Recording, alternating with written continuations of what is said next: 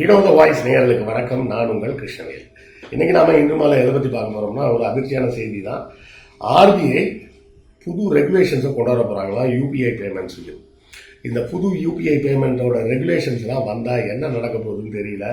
நம்ம டிரான்சாக்ஷன்ஸ்லாம் ஒழுங்காக போகுமா, பணம் பத்திரமா இருக்குமா, அப்படி 1000 கேள்விகள் எழுது. இதை பற்றிய செய்திகளை விரிவாக நம்ம பார்க்கலாம். நம்ம வீடியோவில் அடிக்கடி நம்ம அப்புறம் நண்பர்களே புத்தகம் வாங்குன்ற போடுறதெல்லாம் நிறைய பேர் கேலி பண்ணுறாங்க. கேலி கிண்டல்லாம் பற்றி நம்ம கவலைப்பட வேண்டிய அவசியம் இல்லை. எத்தனையோ காமெடி பண்ணுறவங்க சேனல்லலாம் என்ன பண்ணுறாங்க, என்ன சப்போர்ட் பண்ணணும்னு நினச்சிங்கன்னா நீங்கள் பணம் அனுப்புங்கன்னு கேட்குறாங்க. நம்ம என்ன பணம் அனுப்புங்கன்னு கேட்குறோமா? சேனல் நடத்த பணம் தேவைப்படும். அப்படி தேவைப்படக்கூடிய பணத்தை நீங்கள் புத்தகம் வாங்கினால் உங்களுக்கு புத்தகங்கள் வாங்கிய அந்த புத்தகங்களாகிய அறிவாயுதம் உங்கள் கைக்கு கிடைக்கும். அதன் மூலமாக எங்களுக்கு கிடைக்கக்கூடிய பணத்தை வைத்து நாங்கள் இந்த சேனலை நடத்த முடியும் அப்படின்னு தான் நம்ம சொல்கிறோம். ஸோ புத்தகம் வாங்குங்க அப்படின்னு நான் கேட்பதில் நான் கூச்சப்படவில்லை. அதை பார்ப்பதற்கு நீங்களும் சலிப்படைய வேண்டிய அவசியம் இல்லை. புத்தகம் வாங்க முடியாதவர்கள் லைக் போட்டாலும் சப்போர்ட்டு தான், ஷேர் பண்ணாலும் சப்போர்ட்டு தான், சப்ஸ்கிரைப் பண்ணாலும் சப்போர்ட்டு தான், ஏன் கமெண்ட் போட்டிங்கன்னா கூட சப்போர்ட்டு தான். ஸோ ஏதாவது ஒரு வகையில் உங்கள் ஆதரவை நம்ம சேனலுக்கு கொடுத்துக்கிட்டே இருங்க. யூபிஐ யூனிஃபைடு பேமெண்ட் இன்டர்ஃபேஸ் அப்படின்றதோட ஷார்ட் ஃபார்மாக அதை கொடுத்து சில ஆண்டுகளுக்கு முன்பு அதை இன்ட்ரடியூஸ் பண்ணாங்க. இதை பார்த்தீங்கன்னா 2005 ஒரு ஃபோன் கம்பெனி விளம்பரத்தில் போட்டாங்க, அட்வர்டைஸ்மெண்ட்டில். அந்த ஃபோன் கம்பெனி பேர் ஐடியான்னு பேர். Idea can change the world அப்படின்னு சொல்லிட்டு அவங்க எப்பவுமே அந்த இதை போடுவாங்க. அந்த இதில் ஒரு ஐடியாவில் தான் போட்டாங்க. என்னென்னா, இனிமேல் யாரும் ஒருத்தருக்கு ஒருத்தர் பேரெல்லாம் சொல்ல வேண்டியதில்லை, நம்பர் சொல்லிய நம்பருக்கு நம்பர், ஃபோன் நம்பருக்கு ஃபோன் நம்பர், பணத்தை டிரான்ஸ்ஃபர் பண்ணலாம். Idea can change the world. யாருக்கும் எந்த அடையாளமும் கிடையாது, எல்லாருக்கும் அவங்கவுங்க ஃபோன் நம்பர் தான் அடையாளம். எங்கள் ஐடியா ஃபோன் வாங்கிக்கிங்க அப்படின்னு சொல்லி அவங்க விளம்பரம் கொடுத்துருந்தாங்க. அது சுமார் 20 ஆண்டுகளுக்கு பிறகு நடைமுறைக்கே வரும் அப்படின்னு நான் அப்போ எதிர்பார்க்கவே இல்லை. நல்ல ஐடியாவாக இருக்குன்னு நினச்சேன், பட் வரும் நான் எதிர்பார்க்கவே இல்லை. அப்போ ஐடியாவோட ஹெட் ஆஃபீஸ் ஹைதராபாத்தில் இருந்தது. ஹைதராபாத்தில் தான் அந்த நிறுவனத்தில் போய் விளம்பரத்துக்காக சந்திக்க போயிருந்தேன். அப்போ ஆச்சரியமாக இருந்ததுன்னு வைங்களேன். இது ஒரு புறம் இருக்கட்டும். இந்த யூபிஐ பேமெண்ட்ஸ் வந்த பிறகு பார்த்தீங்கன்னா நிறைய வசதிகள் இருக்குது, இல்லைன்னா நம்ம மறுக்கவே முடியாது. உதாரணத்துக்கு எடுத்துக்கிட்டிங்கன்னா, என் பையனுக்கு மாதம் 1000 ரூபாய் பேக்கெட் பண்ணி கொடுப்பேன். எதுக்கு? அவனுக்கு இந்த சிப்ஸு கிப்ஸ்லாம் வாங்கி திம்பாங்க. எல்லாம் ஒவ்வொரு வாட்டி 5 ரூபா கூட 10 ரூபா கூடன்னு கேட்குறதுக்கு அவனுக்கும் கஷ்டமாக இருக்கும். ஒவ்வொரு முறையும் நம்ம சில்லறை தேடிட்டு இருக்கிறதுக்கு நமக்கும் கஷ்டமாக இருக்கும். அவன் இன்னும் மேஜர் ஆகலை. அப்போ அவனுக்கு எப்படி யூபிஐ பேமெண்ட் கொடுக்குறது அப்படின்னு சொல்லிட்டு வேற ஒரு பேங்க்கில், நான் ரெகுலராக பயன்படுத்துகிற வங்கியை தவிர இன்னொரு வங்கியில் போய் ஒரு சேவிங்ஸ் அக்கௌண்ட் ஓப்பன் பண்ணி அந்த சேவிங்ஸ் அக்கௌண்ட்டை அவன் பயன்படுத்தக்கூடிய மொபைல் நம்பரை போட்டு ஓப்பன் பண்ணி அதில் ஜிபே இன்ஸ்டால் பண்ணி கொடுத்துட்டேன். ஸோ அவன் என்னெல்லாம் பயன்படுத்துகிறானோ எல்லாமே எனக்கு டீட்டெயில்ஸ் எடுக்கணும்னா அவன் ஃபோன்லேருந்து எடுத்துடலாம். அது ஒன்று. ஏன்னா இந்த மாதிரி டிஜிட்டலைஸ்டு பேமெண்ட்ஸ் கொடுக்கும்போது என்ன வசதின்னு பார்த்தீங்கன்னா, உங்கள் பிள்ளைகள் என்ன செலவு பண்ணுறாங்கன்னு உங்களுக்கு தெரியும். புரியுதுங்களா? எடுத்து கையில் கேஷ் கொடுக்காதீங்க. இல்லை சார், கேஷ் செலவு பண்ணி பழகணுமே அப்படிங்க, அப்படிலாம் ஒன்றும் கிடையாது.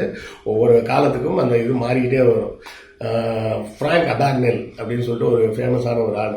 அவர் யார் அப்படின்னு கேட்டிங்கன்னா, catch me if you can அப்படின்னு ஒரு படம் பார்த்துருக்கீங்களான்னு தெரியல. நம்ம இவர் டைட்டானிக் ஹீரோ நடித்தது, டிகாப்ரியோ நடித்த படம்.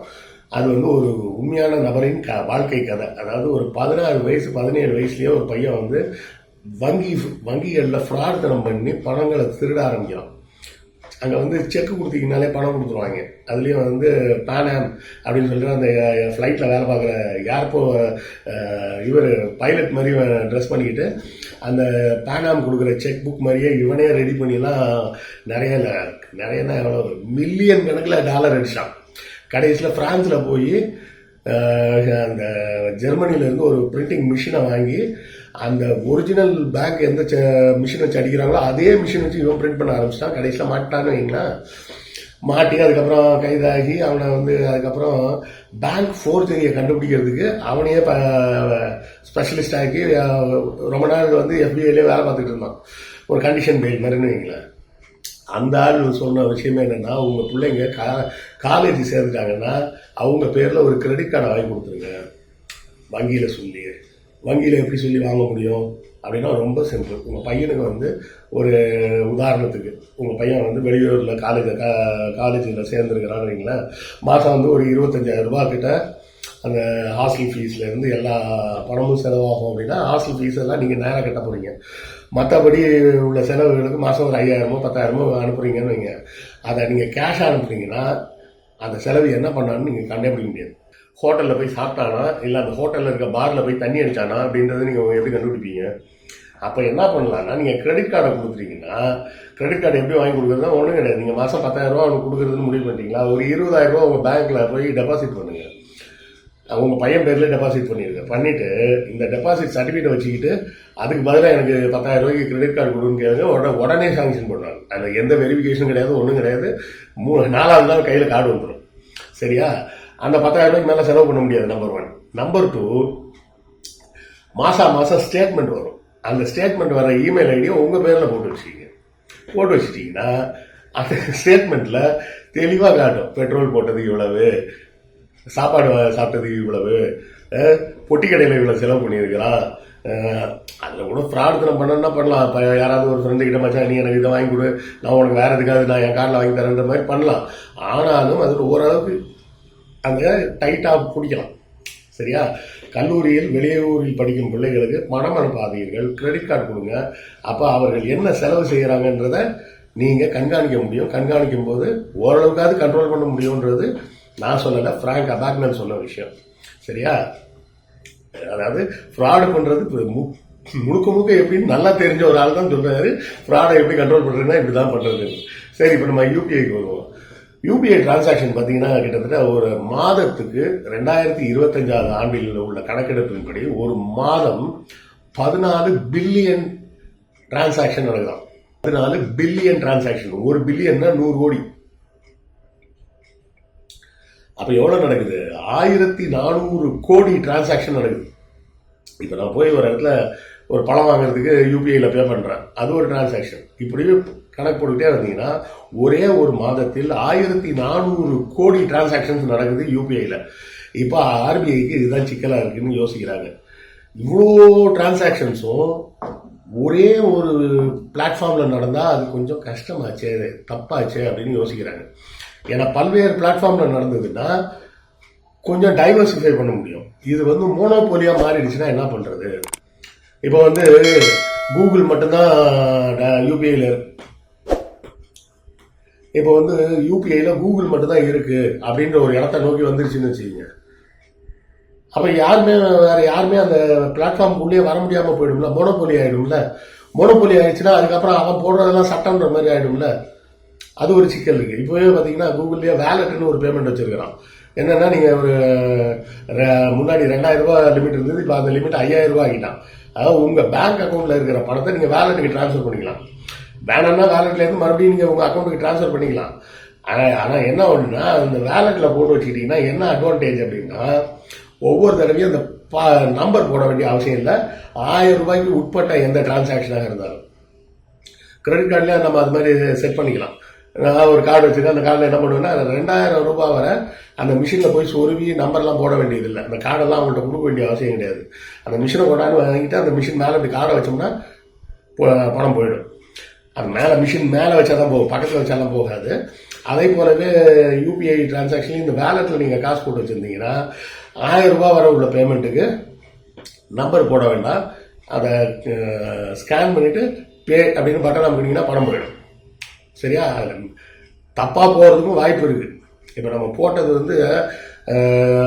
530ன்றது பதிலாக 830ன்னு போட்டிங்கன்னு வச்சுக்கோங்க, டப்புன்னு தட்டினோன்னு ஓடிடும். அப்புறம் அவன்கிட்ட போய் கெஞ்சிக்கிட்டு இருக்கணும், ஐயா இது மாதிரி எக்ஸ்ட்ரா போட்டேன் அப்படி இப்படின்னு. இதுக்கு எல்லாத்துக்கும் சேர்த்து தான் ஆர்பிஐ பயப்படுது. ஏன்னா இப்போ இவங்க அதை மாற்றி பண்ணும்போது அதிக அளவில் மிஸ்டேக்ஸ் நடக்கிறதுக்கு வாய்ப்பு இருக்குது, ஃபிஷிங் நடக்கிறதுக்கு வாய்ப்பு இருக்குது. ஒரு சில இடங்களில் பார்த்தீங்கன்னா கோட் ஜென்ரேட்டர்னு இருக்குது. இந்த கியூஆர் கோடு இருக்கு பார்த்தீங்களா, அந்த கியூஆர் கோடு 2 விதமாக இருக்குது. ஒன்று நீங்கள் கியூஆர் கோடை ஸ்கேன் பண்ணிவிட்டு என்ன அமௌண்ட்டுன்னு நீங்கள் டைப் பண்ணி அதுக்கப்புறமா பே பண்ணுவீங்க. இன்னொரு வகையான கியூஆர் கோடு எப்படி இருக்குன்னா, அதுவே நீங்கள் ஸ்கேன் பண்ண உடனே நேராக இவ்வளோ அமௌண்ட்டுனே காமிச்சிடும். அந்த மாதிரியே அந்த கோடு ஜென்ரேட் ஆகி வரும். அப்படி வர இடங்கள்லையும் ஏமாத்துறதுக்கு வாய்ப்புகள் ஏற்பட்டுச்சுன்னா என்ன பண்ணுறது? இதான் எல்லாம். இது நேருக்கு நேராக ஃபிசிக்கலாக பண்ணும்போது, ஆன்லைனில் பண்ணால் ஆன்லைனில் போச்சுன்னா ஒன்றுமே பண்ண முடியாது. அந்த ஆளுங்களை எங்கே எவன் இருக்கான்னு தேடி நீங்கள் கண்டுபிடிச்சி கஸ்டமர் கேர் அது இதுன்னு போகிறதுக்குள்ள தீர்ந்து போயிடும்னு வச்சுக்கிங்க. இது ஒரு பெரிய சிக்கல். ரெண்டாவது, இப்போ இவங்க சொல்றது ஆர்பிஐல என்ன சொல்றாங்கன்னா, இதுதான் இந்த முக்கியமான அறிவிப்புன்னு நான் சொன்னது, இந்த லிமிட்டை குறைக்க போறேன்னு சொல்றாங்க. அது குறைச்சா நல்லதா இல்லையான்னு எனக்கு தெரியல. ஏன்னா இப்போதைக்கு லிமிட் வந்து எவ்வளோ கொடுத்துருக்குறாங்கன்னா, ஒரு நாளைக்கு அதிகபட்சம் 1 லட்சம் ரூபாய் வரை நீங்கள் யூபிஐயில் டிரான்சாக்ஷன் பண்ணலாம், நீங்கள் அனுப்பலாம், இல்லை ரிசீவ் பண்ணிக்கலாம் அப்படின்ற மாதிரி வச்சுருக்கிறாங்க. இது ஒரு வகையில் நல்லதா கெட்டதான்னு தெரியல. மணி லாண்டரிங் ஏற்படும் அப்படின்றாங்க. 1 லேக்ல மணி லாண்டரிங் நடக்குமான்னு எனக்கு தெரியல. ஆனாலும் வாய்ப்பு இருக்குது. அதனால் அந்த லிமிட்டை குறைக்கலாம் அப்படின்னு யோசிக்கிறாங்க. அப்படி குறைத்தாலோ இல்லை இன்னொன்று யோசிச்சு பாருங்க, யூபிஐ இல்லைன்னு கொண்டு வந்தாங்கன்னா என்ன பண்ணுவோம்? ரொம்ப திணறிடுவோம். ஏன்னா நம்ம வந்து இப்போ கிட்டத்தட்ட ஒரு 3-4 வருஷமாக அந்த யூபிஐயில் நல்லா பழகிட்டோம். அதில் இந்த யூபிஐயில் அட்வான்டேஜஸும் இருக்குது. இப்போ என் பையனுக்கு நான் யூபிஐ வாங்கி கொடுத்தேன்னு சொன்னேன். +2 தான் படிச்சுட்டு இருக்கான், யூபிஐ வாங்கி கொடுத்தேன்னு சொன்னேன். ஆனால் நிறைய பேர் சொல்கிறாங்க, என் ஃப்ரெண்ட்ஸு 1000 ரூபாய்லாம் எப்படிங்க பார்த்தோம் அப்படின்றாங்க. எனக்கு தெரியல. இப்போ உள்ள 2K கிட்ஸுக்கு 17 வயசுக்கு சிப்ஸு கூல்ட்ரிங்க்ஸ் வாங்கி சாப்பிட்றதுக்கு 1000 ரூபா பத்துமான்னு எனக்கு தெரியல. பத்தாதுன்னு சில நண்பர்கள் சொல்கிறாங்க.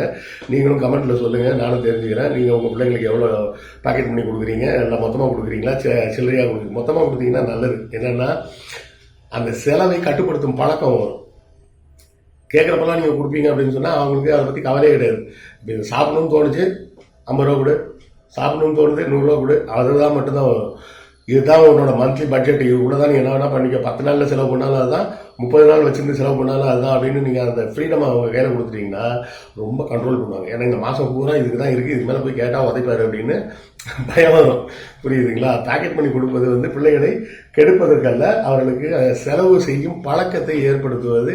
நான் இப்போ அந்த 1000 ரூபா செலவு பண்ணி பழகிறவன் நாளைக்கு வேலைக்கு சேர்ந்து ஒரு 25,000 ரூபா சம்பளம் வருது அப்படின்னா அந்த 25,000 ரூபாய்க்கு உள்ள எப்படி குடும்பம் நடத்துறது, வாழ்க்கையை நடத்துறதுன்னு கற்றுப்போம். இல்லைன்னா மொத்தமாக இதை செலவு பண்ணிவிட்டு கடன் வாங்கி செலவு பண்ணிவிட்டு 1 வருஷம் கழிச்சு பார்த்தா ஒரு 1 லட்ச ரூபா கடன் வாங்கி வச்சிருக்கேன் அப்படிமா. 25,000 வேலைக்கு போனேன்னு சொன்னால் என்னடா 1 லட்ச ரூபா கடன்னா, அது வண்டி வாங்கினா அது வாங்கினா டியூ கட்டினா இதுனா முடிஞ்சு போச்சு அப்படின்னு ஒரு கதை சொல்லிட்டு கடன் இருக்குன்னு உட்காந்துருப்பாங்க. செலவு பண்ணால் பழக்கணுங்க குழந்தைங்கள. அப்போ தான் கண்ட்ரோல் பண்ணி செலவு பண்ண தெரியும். சரி, அதுக்கு விட்டுருவோம். இங்கே வந்துடுங்க. இப்போ யூபிஐயில் அந்த யூபிஐ எதுக்கு யூஸ் ஆகுது அப்படின்னு சொன்னேன்னா, இப்போ என் பையன் எல்லாம் போனேன்னா சின்ன சின்ன சிப்ஸ் எல்லாம் வாங்குறாங்க. எல்லாம் திடீர்னு 8 ரூபா 9 ரூபா அப்படின்னு வந்ததுன்னா அந்த 1 ரூபாய்க்கு வேறு ஏதாவது வாங்கிக்கணும்னு அந்த கடைக்காரன் திட்டுறான் காசு கொடுத்தா. இப்போ இவன் வெறும் 9 ரூபாயை கரெக்டாக பே பண்ணிட்டு வந்துடுவான். அந்த 1 ரூபா மிச்சமாக எடுத்து பார்த்தீங்களா? ஸோ சில்லற பிரச்சனை அப்படிங்கிறது வராது. அது ஒரு சில நேரத்தில் ஆட்டோ ஓட்டுநர்கள்லாம் இப்போ போகும்போது சொல்லி வருத்தப்படுவாங்க. நீங்களா பரவாயில்ல சார், ஒரு 10 ரூபா கேட்டால் சரின்னு சொல்லிட்டீங்க. சில பேர்லாம் லேடிஸ், அதுவும் குறிப்பாக லேடிஸ் தான் சார், 98 ரூபா வரும் சார், அதை ரவுண்டாக 100 ரூபாயே போட மாட்டாங்க சார், 98 ரூபா தான் சார் போடுவாங்க அப்படிம்பாங்க. அதில் ஒன்றும் தப்பு கிடையாது. அது சிக்கனமாக அவங்க பழகுறாங்க, அப்படியே பழகிட்டு போகிறாங்க, அவ்வளோதான். நமக்கு ஒன்று அதில் வந்து சரி தப்புன்னு நான் சொல்கிறதுக்கெல்லாம் ஒன்றும் கிடையாது. என்னை பொறுத்தவரை நம்ம கொஞ்சம் லாங் டிஸ்டன்ஸ் போகிறோம்னு வச்சிங்களேன், ஆனால் வழியில் எங்கேயாவது ஒரு நல்ல டீ கடை பாருங்கள், ஒரு டீயை குடிச்சுப்போம் அப்படின்னு சொல்லிட்டு 2 ஆளுக்கு ஒரு டீயை வாங்கி குடிச்சிட்டு டீக்கு நான் காசு கொடுத்துருவோம். அப்போ அவருக்கும் ஒரு ஃப்ரெண்ட்லியாக மகிழ்ச்சியாக இருப்பார். ஏன்னா கொஞ்சம் லாங் டிஸ்டன்ஸ் போகிறோம், அவர் கொஞ்சம் மகிழ்ச்சியாக வந்தால் நமக்கு ஒரு கம்பெனி நல்லா இருக்குமே அப்படின்னு தோணும். இது ஒவ்வொருத்தரோட மனநிலையை பொறுத்த விஷயம். அதனால இதுக்குள்ள வந்து இப்படி செஞ்சாதான் சரி, அப்படி செஞ்சா தப்பு அப்படின்ற பேச்சுக்குள்ளலாம் நான் வரல. அது அவங்கவுங்க பழக்கம். ஆனால் யூபிஐ பேமெண்ட் வந்து உண்மையிலேயே நம்மளுடைய டிரான்சாக்ஷன்ஸை ஈஸியாகி இருக்குது. முன்னாடிலாம் ஒவ்வொரு சின்ன சின்ன கடைகளில் சில்லறை இல்லைன்னு காத்துக்கிட்டு இருக்கிறது, இந்த மாதிரி பிரச்சனைகள்லாம் இருக்கும். அந்த பிரச்சனைகள்லாம் போயிடுச்சு. ஆனால் நடக்கக்கூடிய பல்வேறு ஃப்ராடுகள், ஃபிஷிங் ஆக்டிவிட்டீஸ், இந்த ஓடிபி திருட்டு, கார்டு மேலே நம்பர் திருட்டு, இந்த மாதிரி விஷயங்கள்லாம் அதிகரிக்க ஆர்பிஐ இதை பற்றி ரொம்ப யோசிக்கிறாங்க. வங்கிகளுக்கு இந்த டிஸ்பியூட் ரீட்ரஸ் அப்படிங்கிற விஷயத்த எவ்வளோ சீக்கிரமாக செய்ய முடியும் அப்படின்னு பார்த்து அதுக்குண்டான வழிமுறைகளை செய்யுங்க அப்படின்றாங்க. அன்னைக்கு எப்படி பண்ணான்னு தெரியல, ஏதோ திடீர்னு ஒரு வெப்சைட்லேருந்து ஒரு SMS வருது, $4.6 உங்கள் கார்டிலேருந்து எடுத்துட்டாங்கன்னு. எப்படி எடுத்தாங்கன்னு தெரியல. அதுக்கப்புறம் அவசரமாக போய் அந்த கார்டை பிளாக் பண்ணி டிஸ்பியூட் ரைஸ் பண்ணி இப்போ 10 நாள் வந்தீங்கன்னா அதுக்கு ரிப்ளையே வரலன்னு வச்சுக்கிங்க. அதுக்கப்புறம் புது கார்டு வந்தோடனே இன்டர்நேஷனல் பேமெண்ட் எல்லாத்தையும் கட் பண்ணுன்னு சொல்லி ஆப்பில் உள்ளே போய் க்ளோஸ் பண்ணி வச்சுட்டு வந்துருக்கிறேன். ஒன்லி டொமஸ்டிக் பேமெண்ட்ஸ் மட்டும் தான். இப்போ அவன் டாலரில் எவனா எடுக்கணும்னு நினச்சானா எடுக்க முடியாது. ஸோ இப்படி பல்வேறு விஷயங்கள். எனக்கு கிரெடிட் கார்டுக்கு மட்டும் பார்த்தீங்கன்னா தனியான ப்ரொசீஜர்லாம் கிடையாது. டொமஸ்டிக்காக இன்டர்நேஷ்னல் பேமெண்ட் யூஸ் பண்ணுறதாங்க. டெபிட் கார்டுக்கு அப்படி கிடையாது. நீங்கள் இன்டர்நேஷ்னல் பேமெண்ட் பண்ணணும்னு சொல்லி கேட்டு தான் அந்த டெபிட் கார்டு வாங்க முடியும். கிரெடிட் கார்டுலாம் அந்த மாதிரி கிடையாது. நீங்கள் சும்மா ஒரு கிளிக்கில் வந்து ஆக்டிவேட் பண்ணலாம், டீஆக்டிவேட்டும் பண்ணலாம். அது ஒரு வகையில் வசதியும் கூட, இன்னொரு வகையில் கெடுதலும் கூட அப்படிங்கிற ஒரு விஷயமும் இருக்குது அப்படிங்கிறதையும் நாம் பார்க்கணும். அதே போலவே முக்கியமாக நாம் உங்களுக்கெல்லாம் சொல்ல விரும்பக்கூடிய ஒரு செய்தி என்ன அப்படின்னா, ஆன்லைன் பேமெண்ட்ஸ் எல்லாம் யூஸ் பண்ணுங்கள். ஒன்றும் தப்பு கிடையாது. சில பேர் பழைய பஞ்சாங்கமாக சொல்லிட்டு இருப்பாங்க, காசை எடுத்து செலவு பண்ணி பாரு, ரூபா நோட்டா, அப்போ தான் வலி தெரியும் அப்படின்பாங்க. அப்படிலாம் கிடையாது. இங்கேயும் வலி தெரியும். 320 ரூபா தான் இருக்குது அப்படின்னு காமிச்சிக்கிட்டே இருக்கும் அது. அப்போ அதுலேயும் வழி தெரியும். நாம் பழகிக்கணும், அவ்வளோதான் புது டெக்னாலஜிக்கு. ரெண்டாவது, எக்காரணத்தை கொண்டும் யாருக்குமே ஓடிபி நம்பர் கொடுக்காதீங்க. உங்களோட கார்டோட பின் நம்பர் கொடுக்காதீங்க, யாருக்குமே கொடுக்காதீங்க. அது கணவராக இருந்தாலும் கொடுக்காதீங்க, மனைவியாக இருந்தாலும் கொடுக்காதீங்க. சரியா? நான் இதில் இவங்கள அவங்க பிரிச்செல்லாம் பேசுகிறேன். யாருக்குமே கார்டு நம்பர் கொடுக்காதீங்க. அப்போ அவசர தேவை சார், ஒரு 500 ரூபா, அதுக்கெல்லாம் கூட அதுக்கு தான் நான் சொன்னது அந்த டேப் டு பே அப்படின்ற ஆப்ஷன், என்எஃப்சின்னு சொல்லுவாங்க, நியர் ஃபீல்டு கனெக்டிவிட்டி அப்படின்னு பேர். அதை ஆக்டிவேட் பண்ணிட்டீங்கன்னா அந்த 2000 அதை நீங்கள் லிமிட் ஃபிக்ஸ் பண்ணிடலாம். ஃபிக்ஸ் பண்ணிட்டு ஒவ்வொரு பேமெண்ட்டும் எவ்வளவுக்கு மேலே போகக்கூடாது. 2000 ரூபா வருன்னா 2000 ரூபாயா ஒரு 10 தாட்டி எடுத்துட்டாங்கன்னா என்ன பண்ணுறது? அப்போ 2000 ரூபா வரை போகலாம். அதுலேயும் ஒவ்வொரு பேமெண்ட்டும் இவ்வளவுக்கு மேலே போகக்கூடாதுன்ற மாதிரி ஃபிக்ஸ் பண்ணலாம். டெய்லி லிமிட் ஃபிக்ஸ் பண்ணலாம். இந்த மாதிரி எல்லாமே ஃபிக்ஸ் பண்ணிட்டா பணங்கள் தொலையாமல் இருக்கும். இந்த எலக்ட்ரானிக் யுகத்தில் யுகங்கள் மாற மாற மாறிக்கணும். இப்போ எலக்ட்ரானிக் யுகத்துக்கு ஏற்ற மாதிரி நம்மளும் மாறணுன்றதையும் மனசில் வச்சுங்க. முக்கியமாக ஓடிபி யாருக்கும் கொடுக்காதீங்க, பின் நம்பர் யாருக்கும் கொடுக்காதீங்க. எந்த எஸ்எம்எஸ்லையாவது ஏதாவது ஒரு லிங்க் வந்தால் அந்த லிங்கை போய் லொடுக்குன்னு கிளிக் பண்ணாதீங்க. சரியா? உங்களுக்கு அனுப்புறதே அப்படிதான்ப்பா, ₹2 lakh of loan will be deposited அப்படின்னு போட்டு வில் பின்னு போட்டுப்போம். Will be deposited into your account. இந்த ஃபோனோட அலர்ட் என்ன பண்ணுன்னா, டெபாசிட்டட் அமௌண்ட்டுன்றதை மட்டும் படிச்சுட்டு என்ன பண்ணும், பணம் உள்ள வந்த மாதிரி ஒரு மெசேஜ், ஒரு ரிங் டோன் அடிக்கும். ஓப்பன் பண்ணும்போது நீங்கள் பார்ப்பீங்க, ₹3000 லோனா. நமக்கு அது எப்படா இருந்துச்சு அப்படின்னு சொல்லிட்டு போயிட்டு அடக்குன்னு கிளிக் பண்ணிட்டாங்க. லோடுக்குன்னு கிளிக் பண்ணிங்கன்னா நேராக உங்கள் ஆக்சஸ் டீட்டெயில்ஸ்லாம் அவன்கிட்ட போய் சேர்ந்துடும். இந்த மாதிரி லிங்கை மட்டும் எந்த லிங்கையுமே கிளிக் பண்ணாதீங்க. 3 விஷயத்தை மைண்ட் வச்சுக்கோங்க. எந்த லிங்க்கும் கிளிக் பண்ணாதீங்க, ஓடிபி ஷேர் பண்ணாதீங்க, பின் நம்பர், சிவிவி நம்பர், இது எதுவுமே ஷேர் பண்ணாதீங்க. சரியா? இதை பற்றி மேலும் விவரங்கள் என்ன வேணுமோ கேளுங்க, சொல்கிறேன். இல்லை உங்கள் கருத்துக்கள் என்னன்றதையும் சொல்லுங்கள், நானும் தெரிஞ்சுக்கிறேன். அடுத்த காணொலியில் சந்திப்போம். நன்றி, வணக்கம்.